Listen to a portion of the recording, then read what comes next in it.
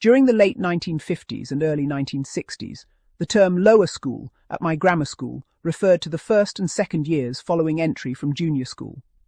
The transition proved something of a shock. At junior school, corporal punishment was employed occasionally.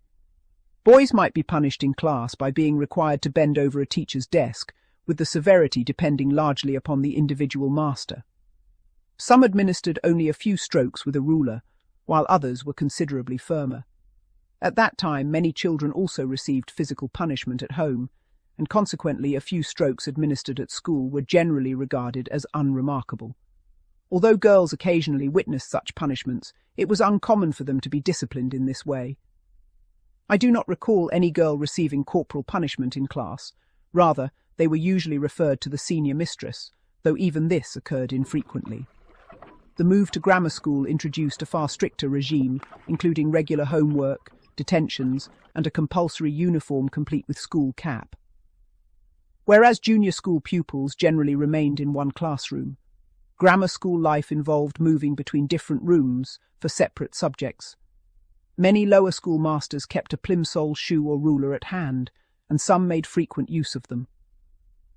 A whispered conversation during a lesson could easily result in 2 strokes administered before the class. The severity varied widely from teacher to teacher. Some struck with considerable force, while others delivered little more than formal taps. Given the number of lessons and masters encountered in a single day, a boy might find himself punished several times before the final bell. Canings, however, remained comparatively rare in most lower schools, unless a particularly serious offence had occurred. Discussion of Poundswick High School in the 1970s recalls the case of a girl named Alison, who was reportedly slippered before the assembled lower school.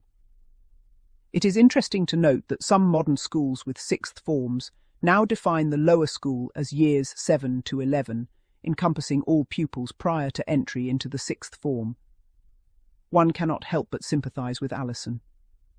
Poundswick High School, apparently formed through the amalgamation of a grammar school and a secondary modern school, appears to have been both mixed and comparatively large in size.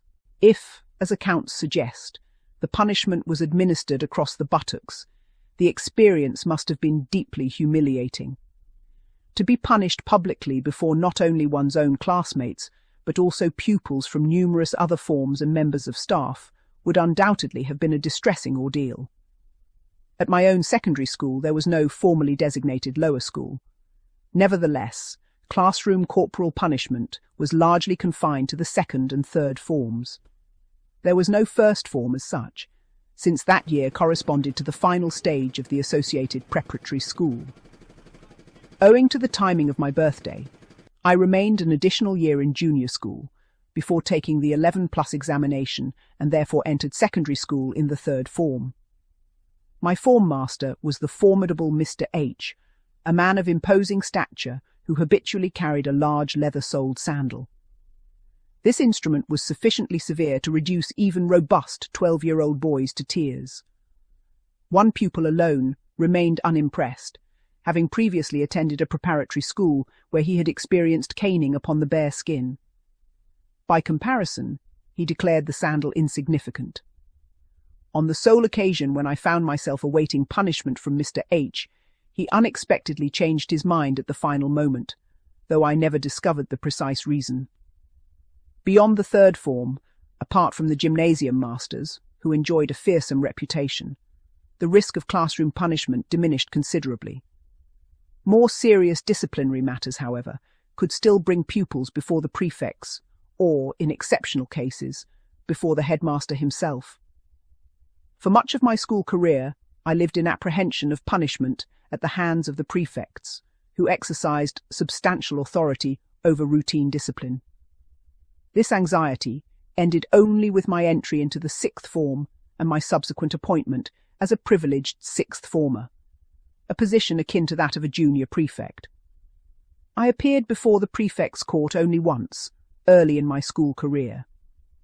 At junior school, I had previously received punishment with a plimsoll before the class and had not found it especially painful.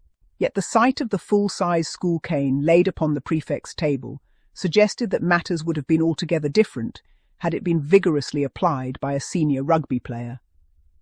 Fortunately, I received only lines to copy, and that proved my final appearance before the prefect's tribunal. It seems accurate to suggest that pupils aged approximately 11 to 13 formed the principal recipients of school corporal punishment. Nevertheless, some junior school boys and girls also experienced the ruler or slipper, and a few boys were caned.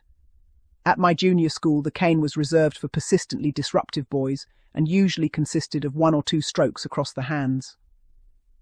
On one occasion, my class teacher struck me twice with a blackboard T-square. It stung sharply, though no lasting harm resulted. Such practices must be understood within the social context of the period, when physical punishment by parents remained commonplace. During the early years of secondary school, however, punishments with the cane or slipper were often administered more firmly. In my first year, I experienced both the plimsoll and the ruler. At the age of 13, a foolish prank led to my appearance before the headmaster alongside 2 other boys. Since my school was boys only, my recollections naturally concern male pupils. By the end of the 3rd form, classroom punishments had become unusual, though caning for serious offences continued into the upper years and occasionally even involved lower 6th form pupils. I was approximately 16 when I discovered how painful a full 6 of the best could be. Although some maintain that corporal punishment should still have a place in schools, I do not share that view. Society and educational attitudes have altered profoundly, and young people today mature under very different circumstances from those of previous generations. St. James's School in Bolton provides another example frequently discussed. One former pupil, Vivian, stated that she had received caning across the buttocks from a mistress for repeated lateness. Accounts suggest that groups of girls were also caned across the hands. St. James's, a mixed Church of England secondary school, appears to have originated as a secondary modern before becoming comprehensive in the early 1970s. Practices regarding corporal punishment varied greatly from school to school. In some mixed schools, only boys were punished physically, while in others, both boys and girls were liable to such discipline. Frequently, girls were punished across the hands rather than the buttocks, particularly where male staff were involved. In many schools, it was considered improper for male teachers to administer corporal punishment to girls, though there appear to have been exceptions. Some grammar schools reportedly imposed identical punishments upon boys and girls alike, generally across the hands. Local education authorities occasionally issued guidance concerning corporal punishment, but many schools retained broad discretion. At the time, physical discipline was widely regarded as legitimate provided it was not excessive. One common rule prohibited punishment upon the bare skin in state schools, though private institutions sometimes operated differently. It should also be remembered that during the 1950s and 1960s, many parents continued to employ physical punishment at home. Standards and methods varied, but most parents considered such discipline part of ordinary child rearing. By the 1970s, these practices were already beginning to decline, reflecting broader social change. For those seeking to understand the historical character of particular schools, including whether they were mixed or single-sex institutions, a brief search of public records is often illuminating. Many schools underwent mergers, name changes, and alterations in status during the post-war decades, particularly within local authority systems. Evidence from schools in the northwest of England suggests that there were occasional instances of male teachers administering corporal punishment to female pupils, though the details are often unclear. In many historical accounts, the precise manner or location of punishment is left unspecified, making firm conclusions difficult. It is also worth noting that student teachers were often discouraged or even forbidden from administering corporal punishment until they had gained several years' experience as fully qualified members of staff.